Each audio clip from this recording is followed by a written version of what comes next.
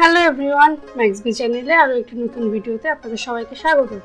আজকে আমি যে টিউটোরিয়ালটি করতে যাচ্ছি সেটি হচ্ছে কিভাবে টেক্সট এবং কোনো ব্যাকগ্রাউন্ডে যদি কিছু থাকে সেটা কিভাবে আমরা মার্জ করে এডিট করতে পারি।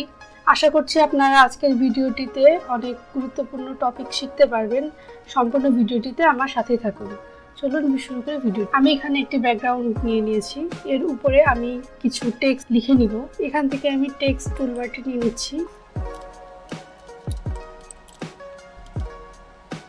এরপর Ctrl+T প্রেস করে আমি এটাকে বড় করে দিচ্ছি।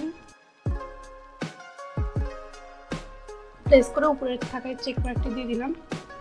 এরপর আমি যে লেয়ারটি রয়েছে লেয়ারটি একটি ডুপ্লিকেট লেয়ার তৈরি করে নেব Ctrl+J প্রেস করে, এবং আমার দেখার সুবিধার জন্য টেক্সট যে লেয়ারটিতে রয়েছে এটির অপাসিটি একটু কমিয়ে দিচ্ছি যাতে নিচের অবজেক্টগুলো ভালোভাবে দেখতে পারি। এরপর লেয়ার 1 যে কপি করেছিলাম ওই লেয়ারে এসে কিছু জায়গা আমি সিলেক্ট করে নিব যেগুলো আসলে আমি রাখতে চাচ্ছি। আমি ল্যাসো টুলের সাহায্যে এগুলো সিলেক্ট করে দিচ্ছি।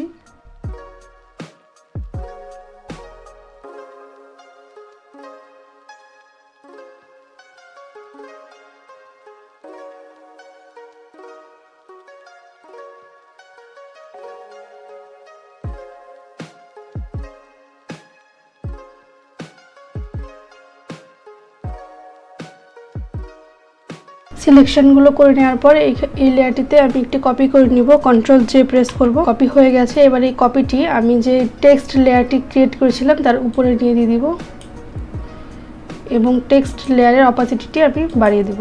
দেখুন এই লেটারগুলো এবং পিছে যে ব্যাকগ্রাউন্ডটি সেটি সুন্দরভাবে কিন্তু এখানে মার্জ হয়ে গেছে।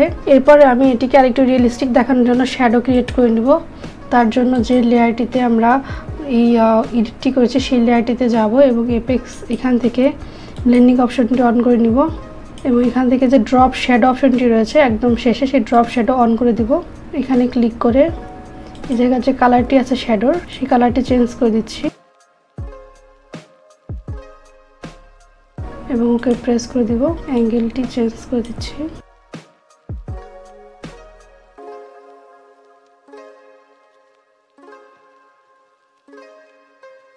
আশা করি আমার আজকের ভিডিওটি আপনাদের কাছে ভালো লেগেছে। যদি আমার ভিডিওটি ভালো লেগে থাকে তাহলে অবশ্যই ভিডিওটিতে একটি লাইক করে আপনার মূল্যবান মতামত কমেন্ট সেকশনে জানাবেন এবং আমাকে সাপোর্ট করতে আমার চ্যানেলটি সাবস্ক্রাইব করে পাশে থাকবেন। Thanks for watching. দেখা হচ্ছে অন্য কোনো ভিডিওতে।